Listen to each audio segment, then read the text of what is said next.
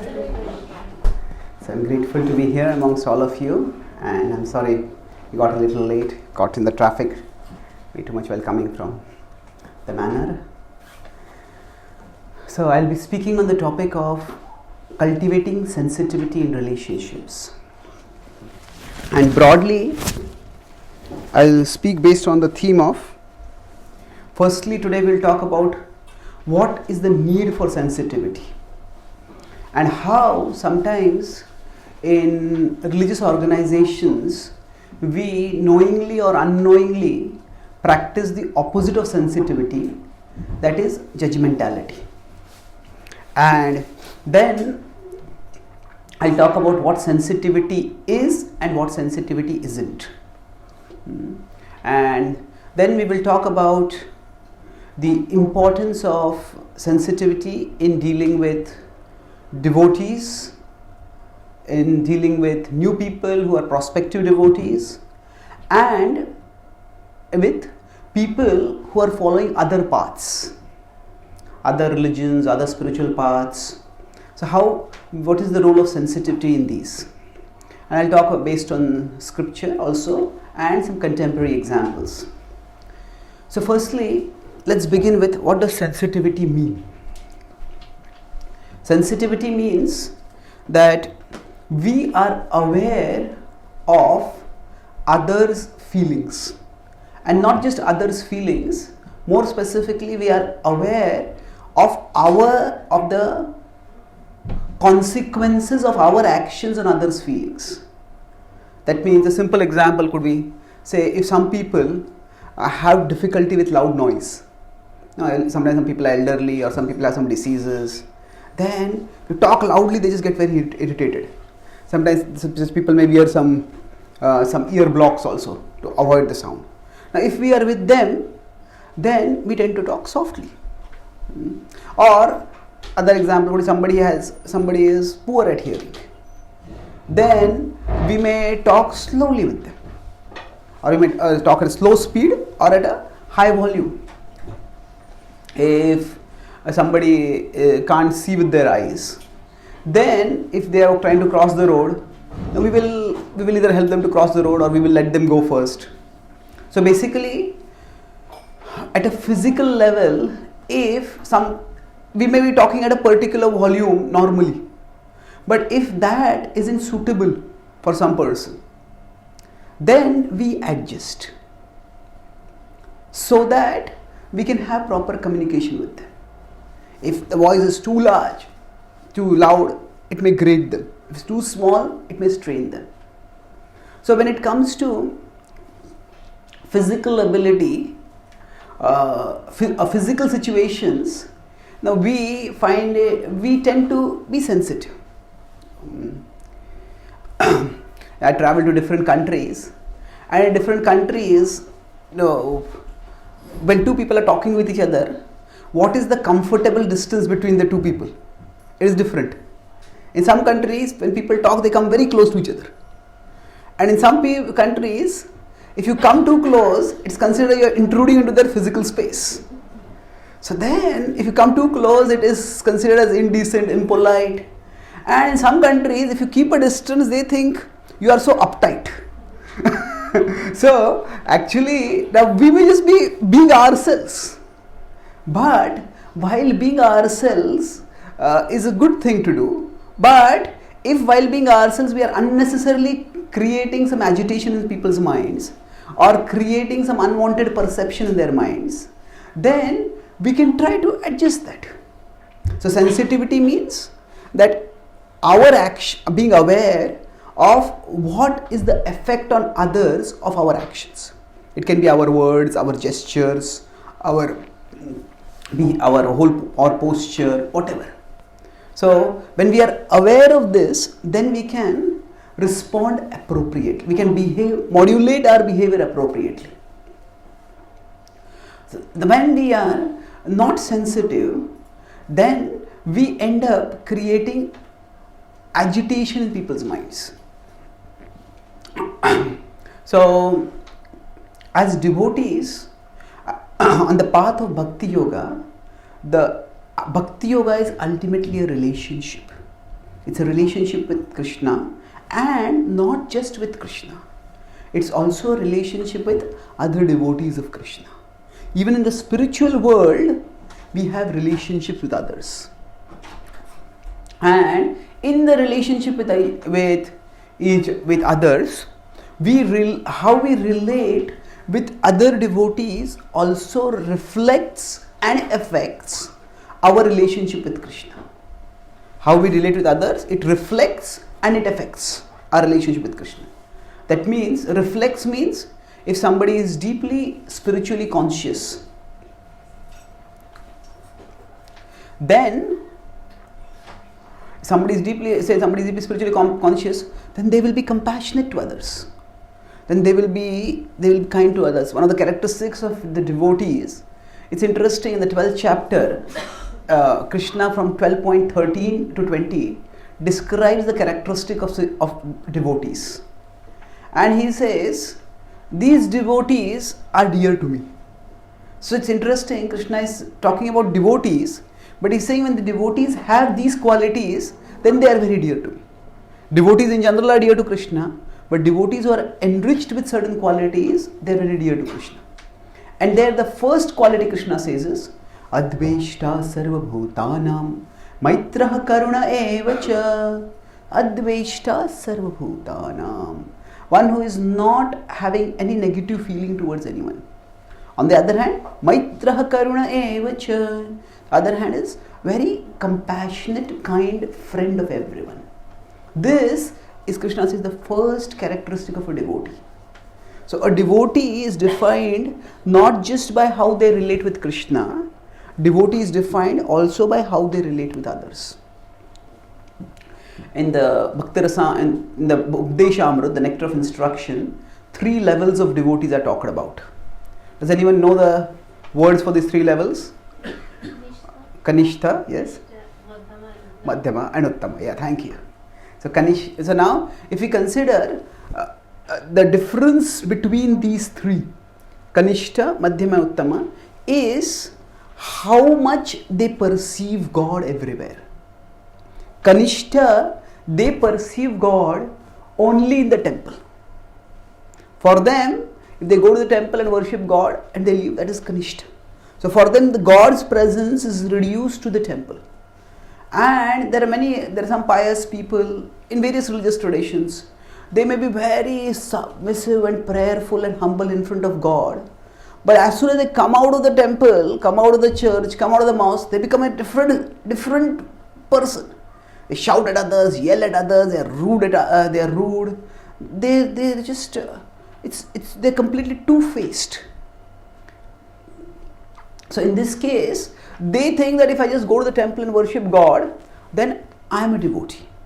But the defining characteristic of Madhyama is that they understand that their relationship with God is determined not just by how they behave with God, but also how they behave with others. So, Ishvare tadadhineshu balisheshu dvishatsu cha prema maitri krupopekshaha yah karoti sa madhyama. It says that there are 4 broad kinds of living beings. Ishvara, that is Supreme Lord. So towards him, he is our object of love. Prema, we want to have love for him. Then tad adhineshu, to the devotees, maitri, we have friendship toward the devotees. Balisheshu, those who are innocent, towards them compassion, krupa. Those who are envious, towards them upeksha, keep a distance from them. Now, that means the Madhyama Adhikari, the middle level devotee, understands that my relationship with God will be reflected in how I relate with others. So most of us may have, even before being introduced to Krishna consciousness, known about God. Many of us may have even believed in God. But for us, that generic belief in God transformed into a life devoted to God primarily because of associating with some devotees. So, the relationship with devotees is what intensifies and accelerates our relationship with Krishna. So, how we relate with others, it it reflects how we perceive God. If I understand God is not just present over there, He's present here also.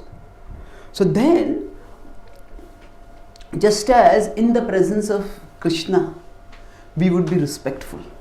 We understand this is God. Even if we are angry, we will not yell at someone in the temple.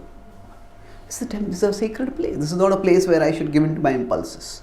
We may be angry, but let's go out and talk. So that is, we understand that in the presence of Krishna, I should behave in a particular way. So if I understand that, similarly, with others also I am meant to behave in a particular way. In a proper way. In a sensitive way. Sensitive means, now with respect to relationships, all of us, while living in this world, we are immensely affected by relationships. In fact, one of the main reasons in today's world why people come to a spiritual path or a religious path, there's a difference between the two, we may discuss that later. But in general, why people look for something beyond is because they want a sense of belonging.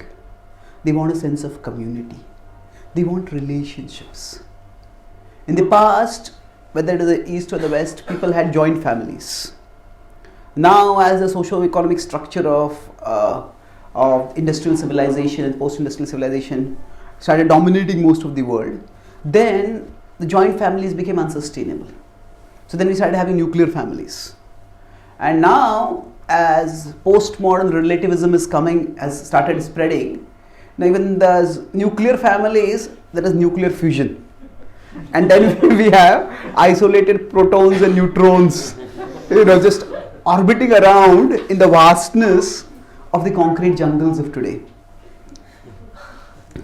So, one of the main problems that people feel is a sense of disconnectedness, a sense of alienation. We want to be a part of something bigger than ourselves, be it a family, be it a community. So, one of the main reasons why people come to any religious or spiritual group is because they want a sense of community. Yes, ultimately we want to develop love for Krishna, but that philosophical motive is not the primary purpose for which most people come, and that philosophical motive is not what sustains people's stay. In the Bhagavad Gita, Krishna says there are 4 kinds of people who come to him. Does anyone know who are the 4 categories of people? Yes? Yeah. Yes? Yeah. Thank you. In English, anyone? The inquisitive. The distressed. The desirer of wealth and the seeker of knowledge. Yes. Thank you. Now in Kali Yuga, 4 kinds of people come to Krishna. The distressed, the distressed, the distressed, and the distressed. Even if there are a few people who are seekers of knowledge, now there is so much knowledge to seek. There are so many channels for discovery. There is so much online information available. People just get inundated by that. So even those who are seeking knowledge, even those who are seeking other things, it is primarily when they are afflicted that they turn towards Krishna. And one of the greatest afflictions in today's world is caused by relationships. Now, I have given a series of seminars on overcoming fear. I am planning to write a book on that topic. So I was studying what are the prominent fears of people and how they have changed over the centuries. So 2 fears have been prominently added in people's list of fears in this century. One of them is fear of terrorists, which is understandable. There have been so many terrorist attacks, and they cause a lot of fear. In the past also wars took place, but in the past the wars that took place were generally not involving civilians. So, but today the terrorists, the Kshatriya principles, based on which sometimes people say that the Bhagavad Gita also talks about a holy war. So how is that different from the say jihad is talking about a war. It's very different, because the Bhagavad Gita's war was not fought with civilians as the targets. Because in a field outside, not a single civilian was injured in that. So they was fought using the Kshatriya codes. The codes of warfare were involved that you fight with the opponent who is equal, who is armed, and who is alert. That is, the elephant warrior will not fight with the foot soldier. You fight with the equal. Fight with one who is armed, and fight with one who is alert. So this was the standard in which they fought. Now sometimes the Kauravas violated that, and then the Pandavas may also occasionally violated that. But the important thing is this was the code on which they were fought. But the terrorists, they violate all these three. They attack people who are not equal, who are not armed, and who are not alert. So the nearest that it comes to in the Mahabharata is Ashwatthama, killing the sleeping children of the Pandavas at night. So an Ashwatthama is universally condemned by everyone. Anyway, the point I am making is, terrorists is also people. We are not afraid so much of hurricanes and tornadoes and this and that. We are afraid of other people injuring us. But the fear of terrorists is widespread. But another fear, the second fear which has been added in people's lives today, is the fear of rejection. Fear of rejection. That we may try to enter into a relationship with someone, or we may have entered into a relationship with someone, and we may be rejected by that person. So it's mostly in spousal relationships, but it can be in other relationships also. The children may feel insecure, my parents may reject me. The parents may feel that if we try to pressurize the children too much, they may just reject us and they want to live their own lives. So again, if you see, this is a relational fear. It is a fear of relationships. So basically, people today are very much afflicted because of relationships. When we say that mental health problems have gone up a lot in today's world, one major reason, there can be many different reasons for this, but one major reason is that if relationships are stable and secure, they keep the mind calm. So, how does that work? See, all of us have our minds which agitate us. Everybody gets angry. Anger is something which is there in everyone. But some people may express their anger by just a silent treatment. I won't talk with you. Some people may express their anger by picking up a gun and shooting people. It's a very different expression of anger. So all of us have anger within us. And what is it that determines which person will just express their anger by silence and by somebody by picking up their guns? Again, there can be many reasons, but in general, it is if we have relationships with others, then those relationships make us more responsible. If I love someone, then if I become angry and I shout, I'll think, what will they think about me? How will they feel about it? I don't want to hurt them.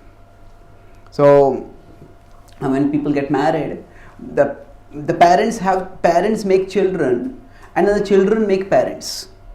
What does it mean, children make parents? It means when the child is there, both the parents become more responsible. Now this life is dependent on us. We have to take care of it. And sometimes they may feel like doing something, sometimes not feel like doing it. But when there is a relationship and there is a responsibility in the relationship, then those emotions which are there, which are agitating the mind, sometimes I just feel, I don't want to cook today. I'll do this, I'll do that. We may just, if we are not in a responsible relationship, whatever our mind tells us to do, we may do that.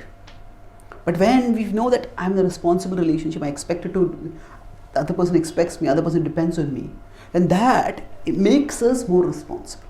Of course, it depends also on what kind of relationship it is. If somebody relates with drunkards, then that will not make them more responsible, that will make them less responsible. So I'm talking here about stable, uplifting relationships. So again, the point I'm making here is that the relational fears are huge in today's world. Among the three kleshas, Adhyatmik, Adhibhautik and Adhidaivik. Those caused by the body, mind, those caused by people around us, and those caused by the nature. Among these three, fear of nature, it is there. Storms may come, the weather may be inclement, but to some extent with technological support, technological facility, either we mitigate it or we predict it and protect ourselves. And there are many diseases which are of course there. We also have medicines which try to treat the diseases. But relational fears, the Adi Bhautik Klesh is huge. And many people, as I said, the people come to Krishna because they are distressed. And one of the main distresses that brings people to Krishna is the distress in their relationships.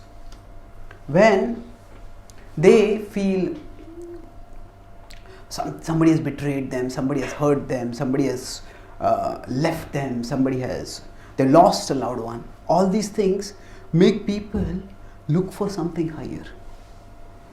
And it is the relationships with the devotees that actually inspires us to practice bhakti. So, if you look back at your own spiritual life, there are many factors which may have come together to inspire you to take up spiritual life. But you will notice that in that, you must have met some devotees whom you liked. How many of you, when you started practicing spiritual life, you felt that, oh, devotees are very nice people, I want to be with them? Isn't it? Yes, almost everyone. Thank you. Now, we can't immediately get attracted to Krishna. The philosophy is also good, but we want to live the philosophy. So it's the community that is meant to, we may come to Krishna for a sense of community, or even if we don't come, it is the community that helps us to move on. However, if we are not careful, then the same relationships because of which we come to Krishna, sometimes those relationships themselves may cause us great distress. I was doing a seminar on tolerance, and I asked devotees, we all have to tolerate many things in our life. So what are all the things we have to tolerate? So one devotee very enthusiastically raised his hand. He said, yes. He says, we have to tolerate devotees.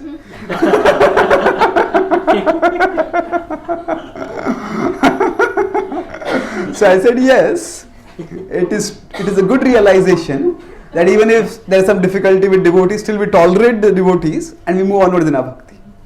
But I said that if we practice bhakti more, then we will realize that it is not just devotees that we are tolerating devotees, it is devotees also who are tolerating us.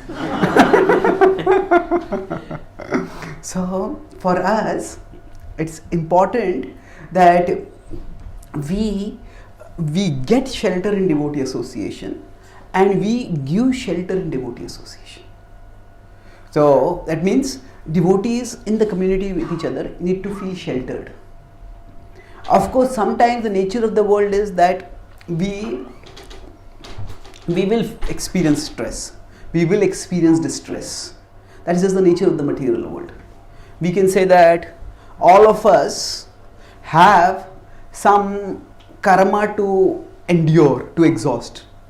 And if we have some adi bhaut, so that karma, if it's supposed to, some karma is supposed to come through adi bhautik klesh, through the people around us. If the people around us are mostly devotees, then that adi bhautik klesh will come through devotees. So it's not that devotees are bad people, but sometimes our karma may come through that. But that doesn't mean that we need to do that. It's like, say, if we are in a place like London, say it is sometimes most of the year it is very cold. Somebody may say that, if you are living in London, that means you had the karma to live in a cold place. And therefore, whenever you are staying at this place, just open all the windows. When you experience the cold, then you are exhausting the karma. If you are avoiding the cold, then you are avoiding your karma. No, it's not like that. Now there is practical problems that need practical solutions. So just because some amount of distress is meant to come, doesn't mean we have to aggravate it. We have been given human intelligence and we use it to minimize it. In the past also, people may not have such technology, but they had fans. They had some mystic powers by which they would counter the effects of the environment. So, as devotees, in our interaction with each other, we need to minimize the amount of distress we cause to each other. And that distress can be minimized if we are sensitive. So again, sensitivity at a physical level is a good example to understand sensitivity at an emotional level. So, maybe around 15 years ago, I was very sick. And I was sick for almost 3-4 years. And nobody could diagnose what this problem was. So I was admitted in the hospital and doctors were doing blood samples to try to find out what is the sickness. So at one particular point, they had taken so many blood samples that my whole hand had been pricked with the needle. And then the nurse was going to take another blood sample. Now that nurse had to spend almost around 10-12 minutes to find a spot which was not pricked, so that the blood sample could be taken. Now that nurse could have said, no, my job is to take the blood sample.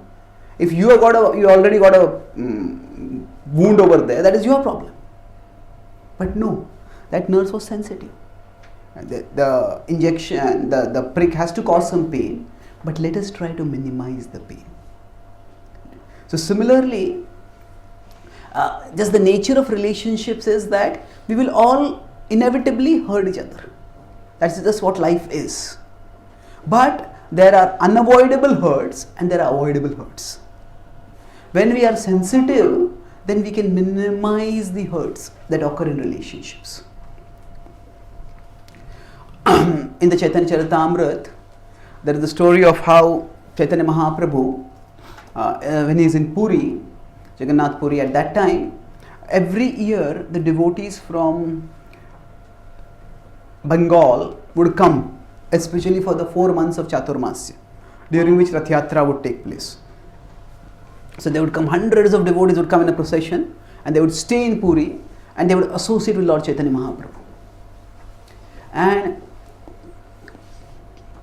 during one such journey, Nityananda Prabhu, the intimate associate of Lord Chaitanya, he got angry with Shivananda Sen because Shivananda Sen because they had been caught up in and some logistic arrangements had not been done properly, and Shivananda Sen was in charge of the logistics. So Nityananda Prabhu, in his own transcendental ecstasy, he spoke very harshly to Shivananda Sen. Now Shivananda Sen understood. It is Nityananda Prabhu and he is Avadhut. But Shivananda Sen had a nephew, Shrikant. And Shrikant got very upset. He said, Shivananda Sen is also a respectable Vaishnava, he is an elder. How could Nityananda Prabhu have spoken like this? And he got very upset and just walked away. When he walked ahead of the whole party.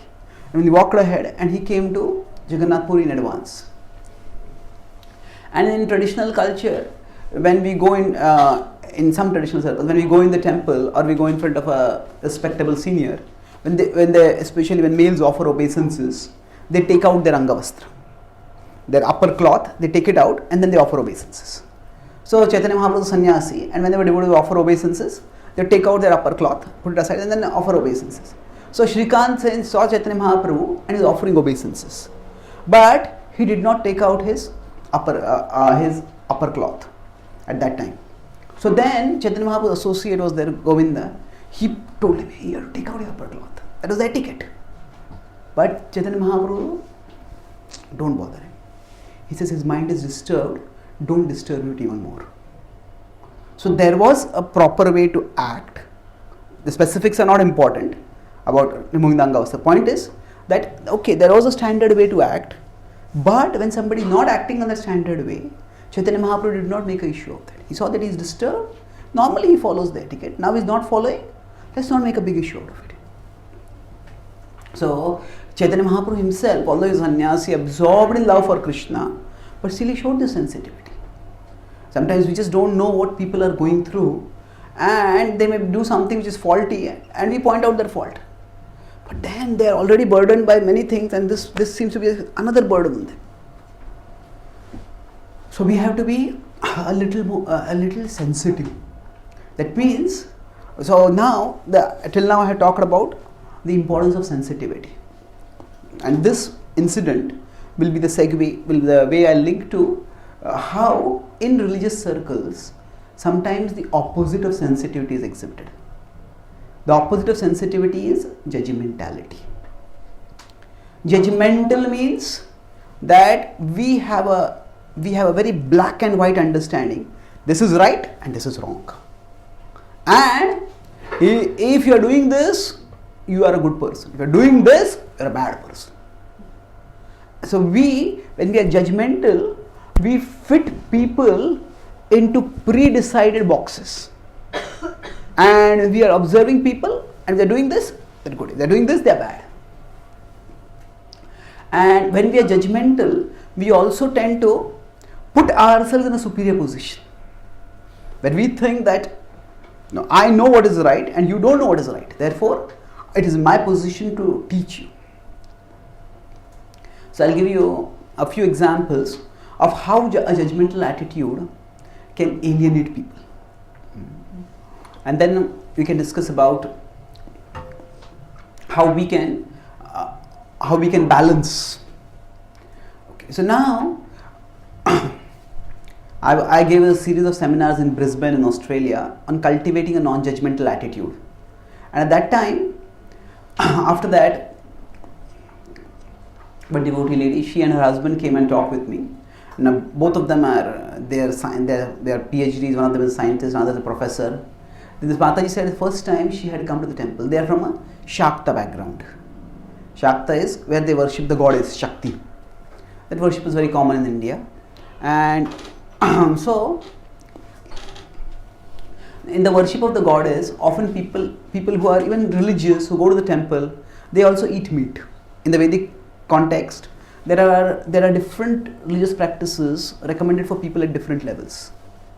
And even people who eat meat, they are given some facility by which they can practice and they can grow in their spiritual life. So, so anyway, she came to this temple, one temple, and when she came there, she saw that there were some Matajis who were sitting and they were making garlands for the deities. So she also went and sat down. And she started joining making the garlands. And at that time, some senior devotee came over there. And that senior devotee asked her, "Do you eat meat?" In front of everyone. No, she just didn't know. She just mutely nodded her head. When she nodded her head, that senior devotee pulled the flower garland from her hand and flung it on the ground. He says, "If you are eating meat, you cannot even touch the flowers that are meant to be offered to the Lord." She went away shattered, crying. And it is powerful. She just felt, "I don't want to come back to this temple ever again." Fortunately, she met other devotees who were more sensitive, more mature. And now she and her whole family are practicing bhakti. But here what happened, even if we have some deity worship standard, that people who are following the regulated principle should worship the deities. But there is a way to tell people. Now, it is her humility and her service attitude. She has just come to a temple and she immediately wants to make garlands for the Lord. Instead of appreciating that, what are we doing? This is not to be done. So, even if something is true, truth stops acting as truth if it is not applied with sensitivity and compassion. Truth stops acting as truth. So Krishna says in the Bhagavad Gita in 3.26, "Na buddhibhedam janayet," don't disturb people's minds. Engage them in a way by which they can be gradually elevated.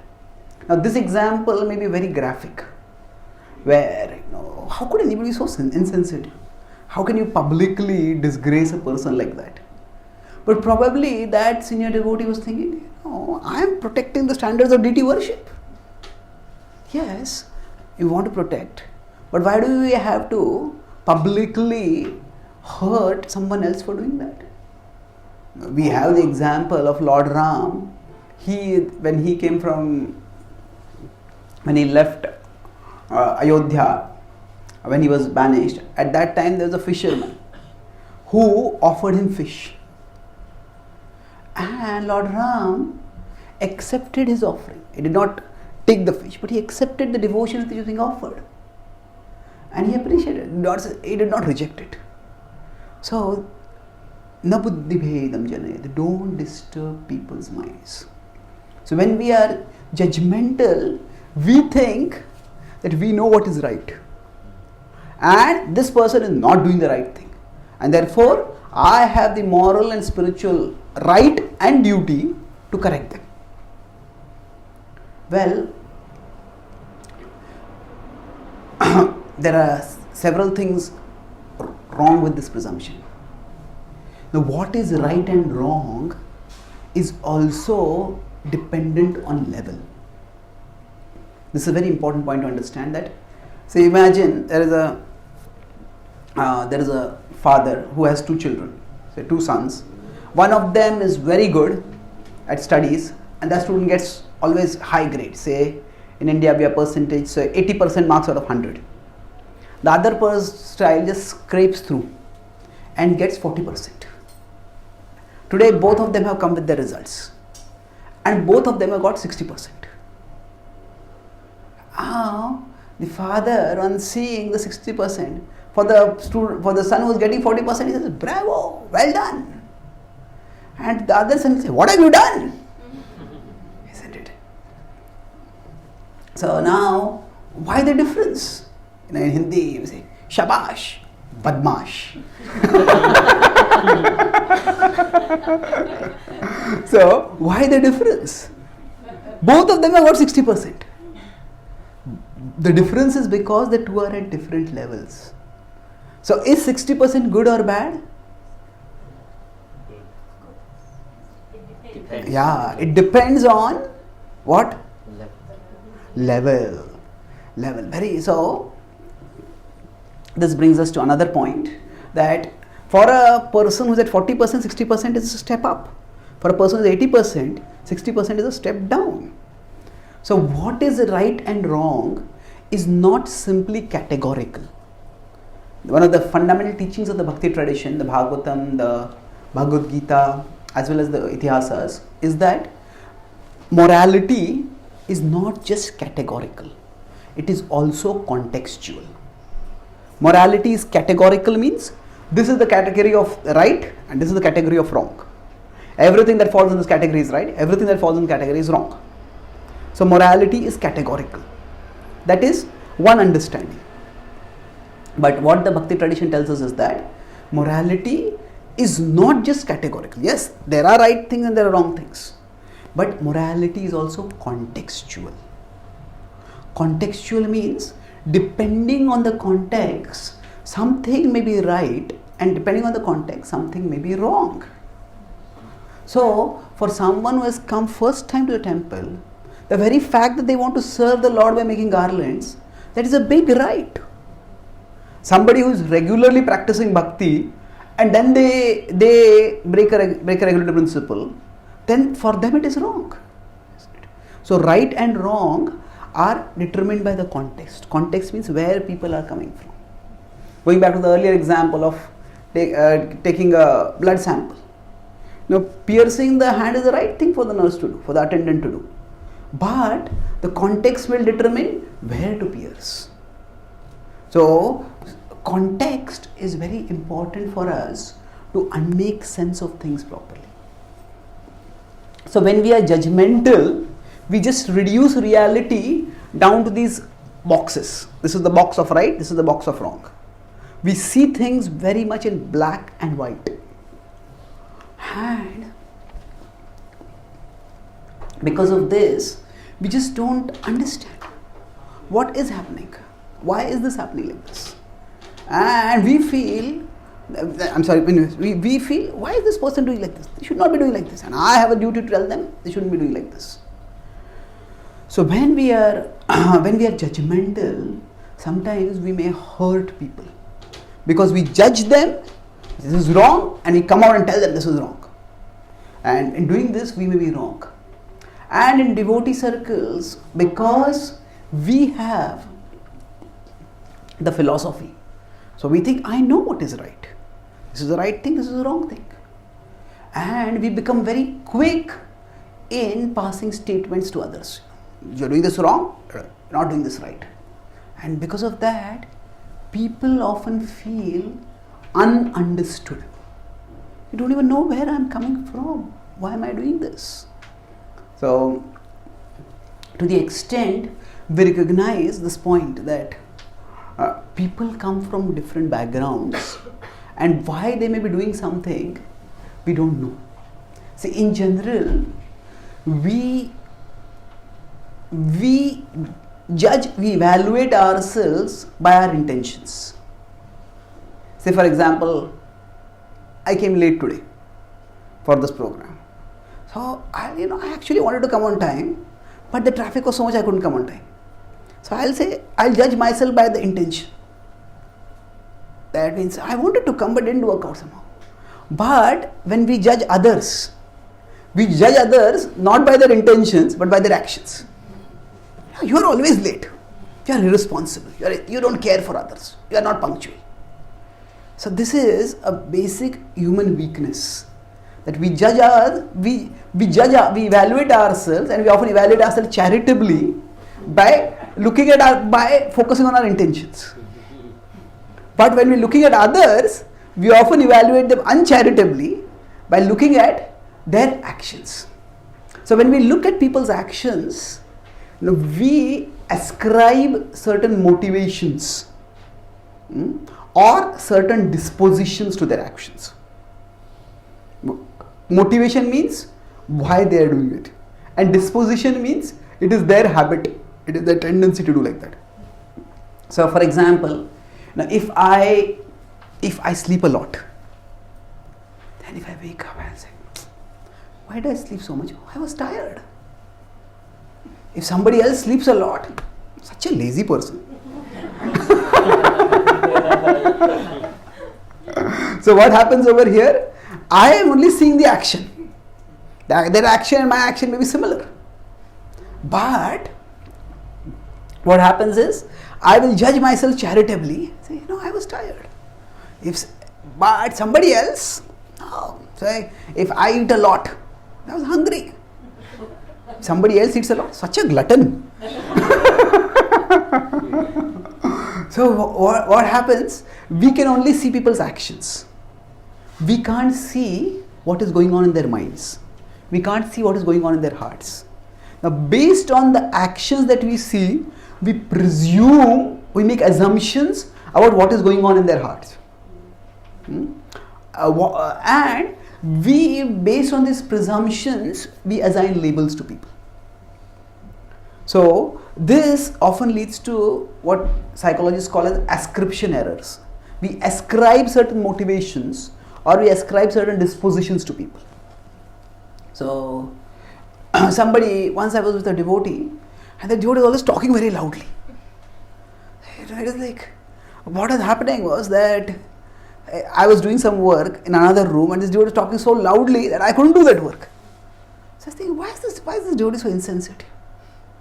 And then I was thinking, maybe all kinds of thoughts coming. Maybe this devotee just wants so much attention. Like there are other people also talking with each other. You are not the only person talking in the room. That you want everyone else to hear what you are talking. Stop talking yourself and just hear me. So all sort of thoughts were going on in my mind. Not very directly, but they were going on. And I was just looking again and again at that devotee. And then the devotee with us was talking, he told me, he said, actually, that devotee, he has severe hearing problem. And he has just lost his hearing aid. So till he gets back or he's talking, because he can't hear what he's speaking, so he's speaking loudly. So normally we would consider somebody speaking loudly, why are they speaking so loudly? So we say, this is not polite, but if I understand the context, then it makes much more sense. So if we see right and wrong only in terms of category, speaking so loudly, that's wrong. But then not just categorical, you look at context. Why are they doing like this? What is the situation? I do not know about it. So to the extent we learn to at least be open to the context, understanding the context, then we will curb in our judgmental nature. Of course, there are right and wrong things, and there is a time when what is wrong needs to be communicated to people. But whether this is the time, whether we are the person to do that, and whether what we are saying will have the desirable effect on that, that is something which we have to consider. So, tomorrow I'll talk more about the metaphor of a surgeon. Sometimes it is said that a sadhu's words, the spiritually advanced person's words are like a surgeon's knife, surgeon's scalpel. They are meant to cut people's ignorance and their attachments, and they are meant to illuminate them. Yes, that is a purpose in devotee interaction also. But we can't assume that I am a surgeon, and more importantly, we can't assume that everyone is my patient. So we have to see what is our relationship with them, and not just what is our relationship with them, but how they perceive our relationship. If they think I am also a surgeon, why are you criticizing me? Then it will not work. So I'll talk about that method. So I'm not, the point I'm making over here is that there is a place for understanding right and wrong, and there is a place for communicating right and wrong. But we can't presume that whatever the situation, this is the place for communicating right and wrong always. So sensitivity means in my interactions, I should try to minimize the amount of hurt I may cause to others. And that means I look at people's behaviors and not just fit them into convenient categories of right and wrong, but I be open to understand what is the context from which they are coming. I write articles on the Gita every day at gitadelhi.com. So many times I try to, in those articles, I try to summarize the content of the article in one title, one sentence. And that sentence becomes a tool for reflection. So one article I wrote about humility. So humility means to acknowledge the complexity of reality. Humility means to acknowledge the complexity of reality. So if somebody is speaking loudly, why are they speaking loudly? I do not know. I shouldn't have think that the reality is so simple. They just want attention, that's why they are speaking loudly. Or they are so rude, that's why they are speaking loudly. No, reality may be much more complex than what I know. So humility means to acknowledge the complexity of reality. To the extent we acknowledge this complexity, to that extent we will avoid judgmentality. I may not know enough right now. I can't pass a judgmental comment if I don't know enough. So that way, humility is a cardinal virtue for devotees. And in the humility and sensitivity are related. If we have humility, then we won't become judgmental about others, and then we won't make insensitive comments. Humility means I don't know enough to pass a judgment about this. Therefore, better let me not make any comment. Let me restrain myself. So that way we will avoid unnecessary confrontation and provocation of others. So sometimes we feel I have to put this person in their place. Now, instead of putting others in their place, put yourself in their place. Put yourself in their place. Okay, I know this person, this is a sensible person, good person, why are they acting like that? Now if tomorrow I was acting like that, I would probably have some reason why I would do this. Otherwise I would not do that. So maybe they may also be having a reason for it.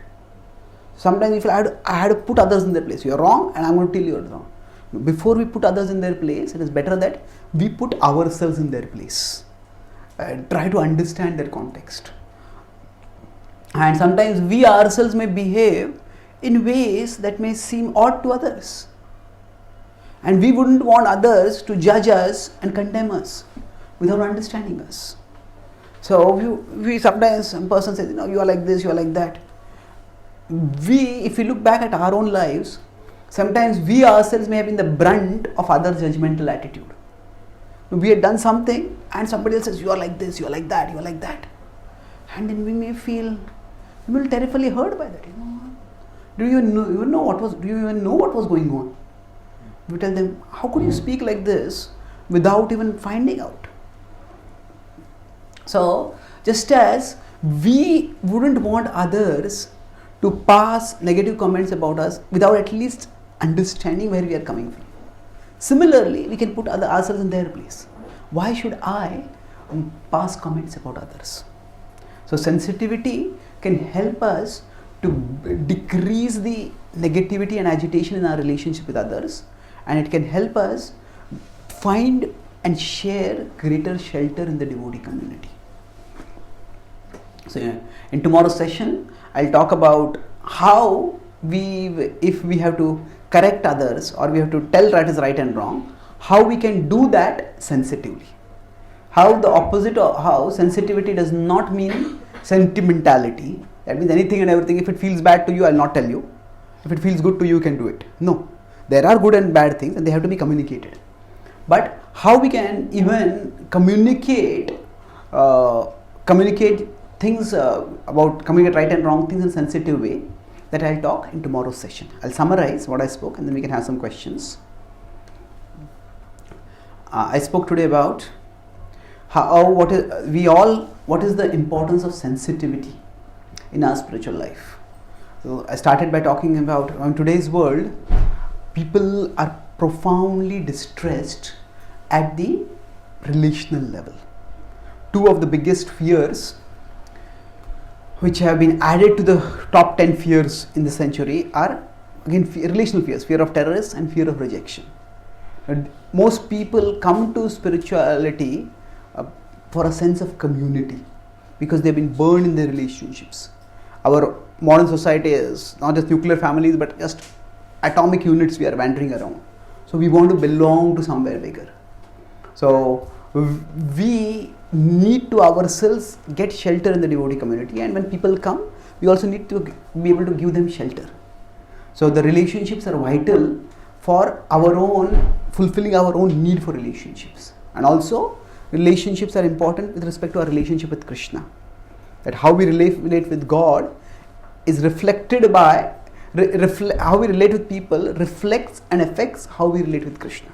The first characteristic of a devotee is how they are compassionate towards others.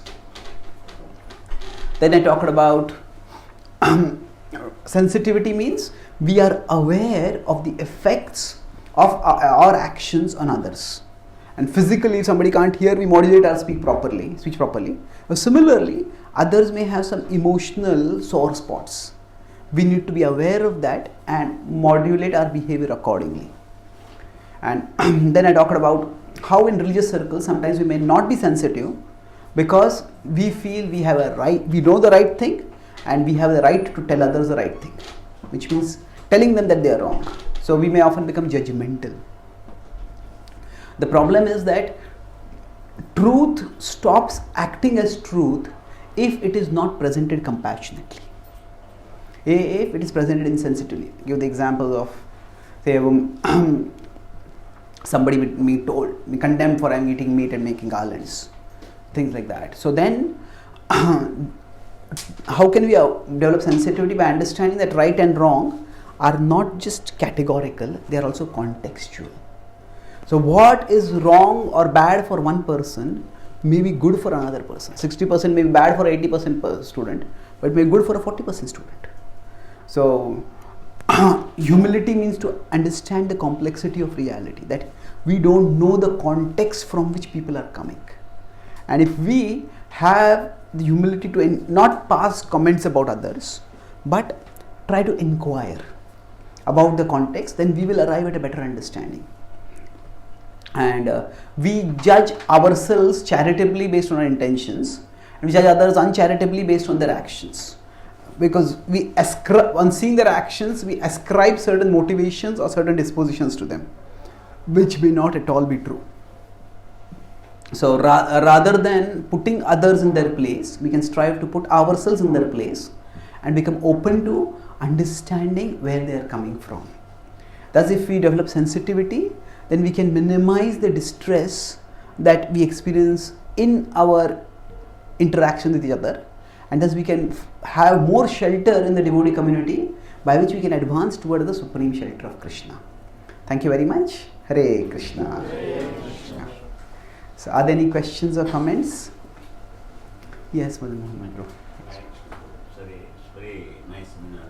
In the earlier you mentioned about this terrorism. The terrorists attack people unarmed, unalert, unequipped. So in that category, you give the example Ashwatthama did in that. comes in the category. How is enough a Brahmana, especially Dronacharya's son, act in this way? What impact will act in this way? Okay. So how could Ashwatthama act in such a heinous way to kill Pandava's children? Yes. Hare Krishna. Thank you. So in general, everybody has reason for their actions. Now whether that reason is valid or not, that is to be seen. So hurt people hurt people. When I am hurt by someone, I hurt the other person. But when we are hurt, our emotions take over and then we lose a sense of proportion. Suppose I am walking along and somebody steps on my leg. I may feel hurt. But if I get angry and take a knife and stab them because of that, that's a completely disproportionate reaction. I am hurt. I have reason to be annoyed or angry. But I can't go and stab someone. So similarly, Ashwatthama, he felt that his father had been killed unfairly. So Drona was killed on the 15th day of the Kurukshetra war. And he felt the Pandavas who killed his father unfairly, they also deserved to be killed unfairly. And that's why that's how he rationalized what he had done. However, if we see the situation, it was not that Drona was killed unfairly. Drona was killed in an unfair way, but it was not an organized conspiracy. The whole background story is that, by the way, how many of you are not aware of the Mahabharata at all? Because then this whole context may seem a little strange. I'll keep this answer brief, then and we can talk more. But anyway, the point that the Pandavas, Yudhishthir did tell Drona that Ashwatthama has been killed, and that's why Drona put his weapon down. The Pandavas' plan at that time, that after Drona is disarmed, has put down his arms, they will arrest him. And they will keep him in house arrest till the war gets over. They respected him as their teacher and they didn't desire to kill him. If that was what they had to do, they would do it. But at least at that time their plan was to arrest him. So things went as per plan. Ashwatthama and Drona put his weapons down and he started going into meditation. Just closed his eyes and started going into trance. So at that time, Drishtadyumna, who had been born because of his father's desire to take revenge against Drona, he grabbed that opportunity and charged towards Drona. At that time, Arjuna shouted at him, "Stop!" Several other Pandava warriors told him, "Stop, you cannot do this." But without listening to anyone, he lopped off the head of Drona. Now there was almost a split among the Pandavas at that time. Arjuna was so angry. Arjuna wanted to punish Drishtadyumna for what he had done. But then Krishna tried to calm them down. The point was that the Pandavas did not in an organized way conspire to kill a defenseless Drona. So Drona was killed wrongly, that's true. And if at all he felt that Drona had been killed wrongly, he could have killed Drishtadyumna. But he rationalized, he was hurt and he felt that because they have killed him unfairly, I have a right to kill them unfairly. And then he decided that he not only killed Drishtadyumna when he was sleeping, something similar to Drona. Drona was not conscious at that time, lopped off his head. But he killed Drishtadyumna very bitterly. Drishtadyumna was sleeping and he crushed him by kicking him again and again and again and again brutally till he died. So he did not just lop off his head, he caused him much more pain. But then he didn't stop there. He killed everyone. Although most of them were defenseless, unalert. So at that time he lost his whole moral bearing. So we can say that our past hurts can explain our actions. Our past hurts can explain our emotions, but they don't excuse our actions. Now, that means yes, he was hurt and we can know why he was so hurt. And his feeling of resentment, anger, it's all true. Our past hurts can explain our emotions, but they don't excuse our actions. We may feel in a particular way, but still we have a responsibility to act in a proper way. So he lost sense of perspective over there. Okay, thank you. Hare Krishna. Yes, please. In the beginning you said we have to modulate our responses and by being sensitive and see, what is the context. But as we saw in certain situations, we lose control of the situation because of the modes that generally act on people. So how do you deal with a situation where you can see the modes acting on you? So you are at least introspective of yourself, you see the modes acting on you, but you are unable to check them. So how do you modulate your responses in such a situation? So when we see that the modes are affecting us and they are preventing us from modulating our reactions, then what do? Yeah, sometimes we may just overreact, but we all can learn by experience. So if you are going on the road for the first time and there's a bump over there, we don't know, we get jolted. But next time when we go on that road, we'll slow down because we know there's a bump over there. Similarly, if we look at our life, we can ourselves understand which are the situations when I get provoked. And then if we sense that kind of situation is approaching now, then that time itself we can slow down. Okay. So for example, it may happen that if at the end of a long exhausting day of work, somebody does something and that just irritates us. So then if we know that in advance, then we may plan in advance that high voltage issues I will not take at the end of the day. So we all may all have a prominent mode which we are functioning, but we all are sometimes in the mode of goodness. At that time we can reflect. So certain things may happen just because of the force of situations or force of our conditionings. But when we are in the mode of goodness, we can reflect. And then we can understand, okay, in this situation I do like this. So in the mode of goodness, if we do self-observation, then we can come up with plans about how to avoid getting provoked or how to avoid getting into provocative situations. Sometimes it may not be possible to avoid, but many times it is. So if we can avoid, not necessarily avoid entirely, but at least postpone. Now let's deal with this when both of us are calm. Let's deal with it at a time and place where both of us can have a proper discussion. That's the first thing. Preparation can minimize problems quite a bit. Second is that we all need to find out some kind of pause button that works for us. That means that when our emotions are pushing us in a particular direction, it's like if there is a movie that is playing or an audio track that is playing, there's stop, play, and there's pause. So pause. Let me not do anything right. Let me pause. Let me take. Then how do we pause? There are various ways. We might just say, let me take deep breaths. See, our breathing is very closely related with our emotions. To slow down our breathing, our emotions also slow down. The mind speed is sometimes, especially the mind speed because of wild emotions, is reflected in our breathing speed. So if we slow down the breathing, the mind also slows down to some extent. But just decide, no, let me take deep breaths. Or we may decide, when I'm angry, I'll chant some mantras. Chant the Hare Krishna mantra one round or a few mantras, and only then I'll speak. If I have to speak something. Or we may decide that if we have some quotes about the danger of anger, the danger of offending others, we can keep those quotes in our phone with us and look at those quotes. It will remember us.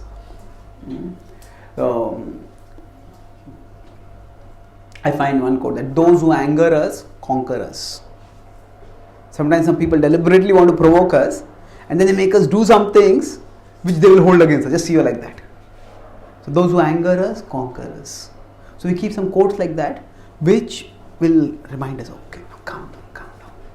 So basically, we can create a pause button for ourselves. And lastly, we all need to practice bhakti diligently, by which we start going beyond the influence of the modes. So the process of bhakti does have a gradual purificatory effect. But if we practice bhakti sincerely, then just at that time when the emotion is about to take over us, that time Krishna will remind us, don't do this. So if during the time when we are practicing bhakti, we show Krishna sincerely, I want to serve you, Krishna, then Krishna will give us the intelligence at that time to pause, to check ourselves. Okay? Thank you. Hare Krishna. Any other questions or comments? Yes, Madam. Just carrying on from what you were saying just now, if the issue just reoccurs all the time, it's like an ongoing, every few days, this situation happens, how do you deal with that? Okay, so if a provocative situation keeps reappearing every few days, how do we deal with that? Broadly, we have to, just going back to the road example, that bump is there anyway. So what do I do about it? I just learn to live with it. I slow down, every time I come near the bump, I let it slow down and move forward. Or if I don't want to do that, then I find some other road to go along and get to my destination by some other road. So I would say that if we find that provoking situations come up repeatedly, then either the two people, they are of such a nature that they are not able to get along with each other so well. So then we might just need to have a little distance in that relationship. Not that we have to break the relationship, but often we may expect something in the relationship which is just not going to be fulfilled. So then if we understand this person is like that, some people just forget things. And every time we tell them something is important, they forget it. Something is important, they forget it. Then, if once happens, twice happens, thrice happens, then we might get angry again and again, and then we realize by anger I am only wasting my emotion. It's not going to change them. Then stop expecting them to change. Then understand they are like that. And then if something important is there, then we have to remind it to them again and again and again. Or then we don't don't expect that kind of things on them. Tell somebody else to do that. So I was staying with some devotees, and the devotee couple, the husband is very forgetful.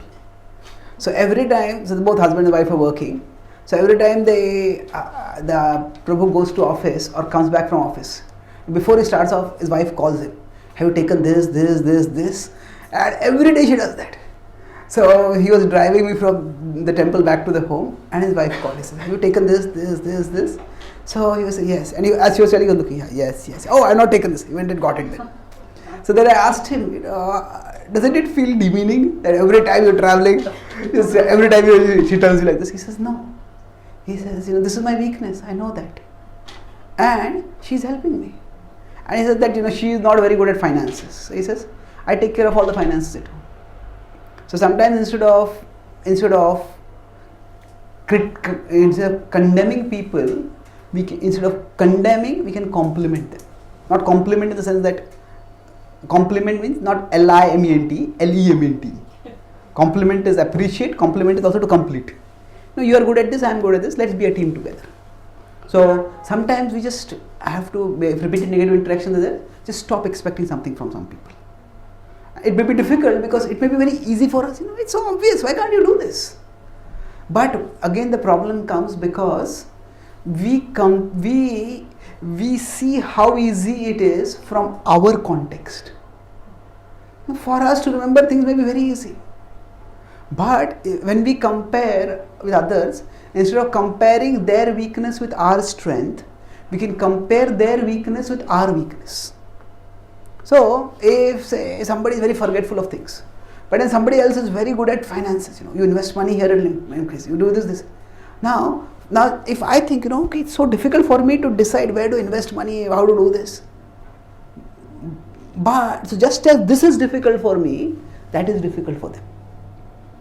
So if we see that different people are coming from different contexts, then we will compare what they find difficult with something else which we find difficult, not how easy it is for me. Because I have my own mind and body, so that's one way. That sometimes we just have to learn to live with it. And the second could be that we need to have proper communication. Maybe sometimes we just sit and talk and explain how this is so important for us and how this makes us so disturbed when it is not done. Many times what happens, two people have some issues, but instead of talking with each other, we talk about each other. A has some issue with B, but A doesn't talk with B, A talks with C. And then C talks with D. And D talks with B. And every time what happens, by the time it goes to C and D, it also becomes exaggerated. And then B has, A says like this about me. And then B says, you know what A does? And then A tells D. And D tells C. And then it comes back, he says like that about me. It just becomes worse and worse. So, of course, sometimes if we have a close confidant, a close friend, whom we can just unburden our emotions sometimes, that is good. But they need to be able to keep confidences. So, in general, if we have some issue with someone, it is good to talk with them instead of talking about them. And we talk with them and clearly explain in a non-accusatory way. Not that you are so irresponsible, but when you don't do this, I feel very hurt because this is so important for me for this. So when we make it objective, basically we need to learn to separate people from their weaknesses. What happens is tomorrow I'll talk about the 3 modes and how they affect our perception of others. When we say you are so irresponsible, then immediately people feel defensive. How can you call me irresponsible? But when we stick to facts, when you do when you forget to do this, it just irritates me because this is so important. Whatever. When we stick to facts, separate people's behavior from the people, then what happens? People don't feel personally threatened. Generally, in close relationships, people don't want to hurt each other. It just happens. That's the way of the world. But if they understood, okay, this is going to hurt you so much, then very often they may not do that. So that's either we decrease our expectations by becoming more understanding of their weaknesses, or we communicate clearly. Okay, thank you. Hare Krishna. So, shall we stop here, Prabhu? Yeah. So, thank you very much. Shri Prabhupada ki Jai. Gaur Bhakta Vrinda ki Jai. Nitai Gaur Premanande. Hari Hari. So let's thank Chaitanya Charan Prabhu.